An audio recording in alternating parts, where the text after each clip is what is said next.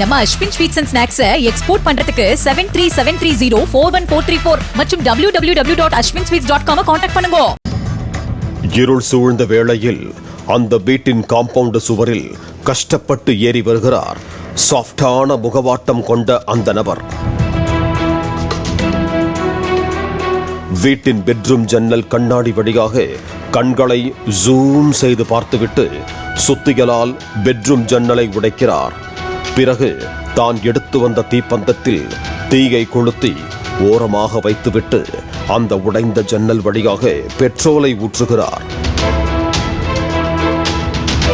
பிறகு தீப்பந்தத்தை எடுத்து அந்த ஜன்னல் வழியாக தீ பற்ற வைக்க தயாராகிறார். சிசிடிவி காட்சியில் இருக்கும் அந்த நபர் வீட்டில் கொள்ளையடிக்க வந்த திருடனோ பழிக்கு பழி தீர்க்க வந்த பரம எதிரியோ அல்ல. அந்த வீட்டில் மனைவி, பிள்ளைகள் என குடும்பத்தோடு உறங்கிக் கொண்டிருந்தவரின் உடன் பிறந்த அண்ணன் முனிராஜ் தான். ஆனால் தம்பியையும் அவரது குடும்பத்தையும் தீப்பற்ற வைத்து கொல்ல முயற்சித்த அடுத்த நொடியே காப்பாற்றுங்கள் காப்பாற்றுங்கள் என கதறி துடித்த முனிராஜ் அங்கேயே கருகி உயிர் விட்டிருக்கிறார். என்ன நடந்தது? உடன் பிறந்த அண்ணனே தனது தம்பியை அவரது குடும்பத்தோடு கொளுத்த வந்தது ஏன் என காவல்துறை விசாரித்த போதுதான் அதிர்ச்சி பின்னணி வெளியானது. கர்நாடக மாநிலம் ஹொஸ்கோட்டே தாலுகாவின் கோவிந்தாபுரத்தில் பட்டாசு சீட்டு நடத்தி வந்துள்ளார் முனிராஜ். இதில் அவர் பெரும் நஷ்டத்தை சந்தித்ததாக கூறப்படுகிறது.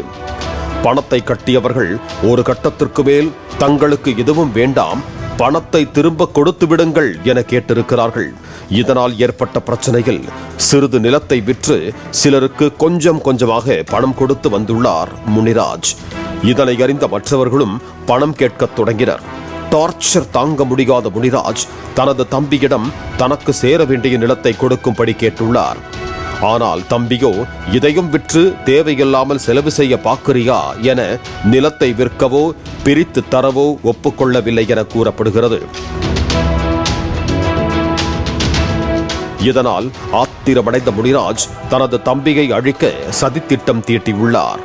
இந்த சதித்திட்டத்திற்காக தம்பியின் வீட்டு ஜன்னலை உடைத்து ஓட்டை போட்டுவிட்டு பின்னர் அதன் வழியாக பெட்ரோலை ஊற்றி தீ வைத்துள்ளார்.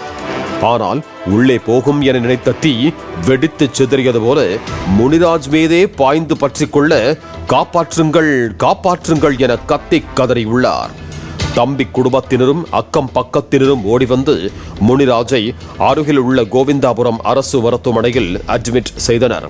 ஆனால் அவர் சிகிச்சை பலனின்றி உயிரிழந்தார்.